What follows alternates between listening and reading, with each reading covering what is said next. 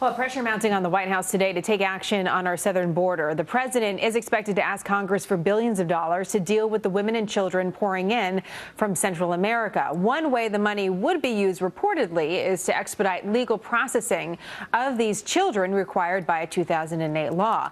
But another report suggests the Obama administration will stop short of changing policy to ensure that this happens. So we wanted to talk a little bit about this with Judge Andrew Napolitano, our Fox News senior judicial analyst. So that's an interesting question, Judge. If money goes towards this issue, this problem, right, is that enough to expedite legal processing, or do you need a policy change of some sort?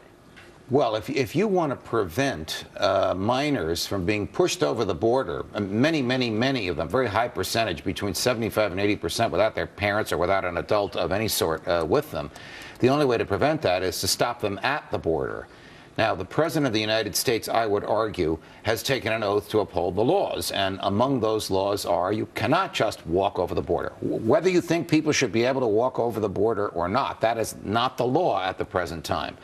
But this president, as we all know, has a habit of enforcing only the laws he likes and not enforcing the laws he doesn't. Because you see, once they get in the United States, even a tippy toe over the border, then the Constitution protects them. So what does the Constitution grant them? It grants them due process, meaning if you want to kick them out, they're entitled to a trial. It grants them equal protection, meaning if they financially would qualify for the welfare state that we have here, they get all that. They get food, shelter, clothing, health care, education, and legal services. Even while waiting and being in the country illegally. Yes. The only way the president could stop this effectively is to prevent them from getting here by instructing the Border Patrol not to let them pass. So that would be the key to stopping this, because once they get in the country, the legal processing, again, could take several years of time. So, and it will cost a fortune in taxpayer dollars, because each of these human beings, each one is entitled to his or her own deportation hearing. But due process in a reasonable time frame, right? I mean, is that part of this? If the president says that this issue has to be dealt with, the children have to be dealt with and processed within 60 days, for example. That would be impossible. Could that be enforced? That would be impossible. That would be impossible without hiring hundreds, maybe even thousands of immigration judges and prosecutors, and finding the space in which to hold these trials. And that brings us to the question of the day, because we're hearing that the president is going to ask Congress for billions of dollars. We were hearing $2 billion. Now we're not even sure if it's going to be higher than that, perhaps.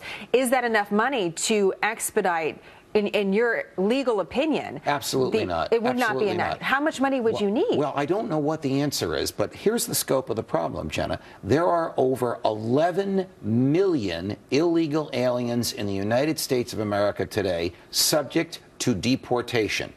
The President of the United States, on his own, has told them how to stay here, what to do in order to avoid deportation. So he's basically told them how to get away with breaking the law.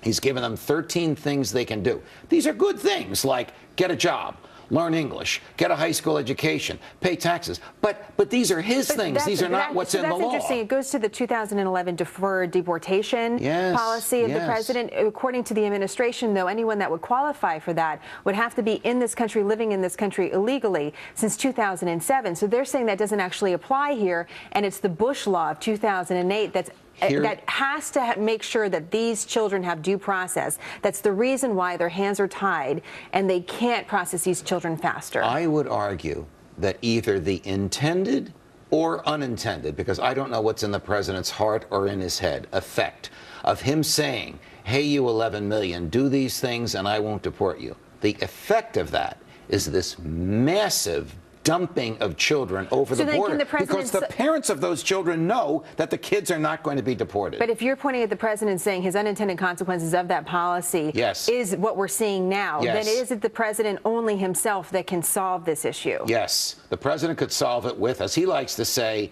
a pen or a telephone. Call the head of the Border Patrol and say, don't let any more in.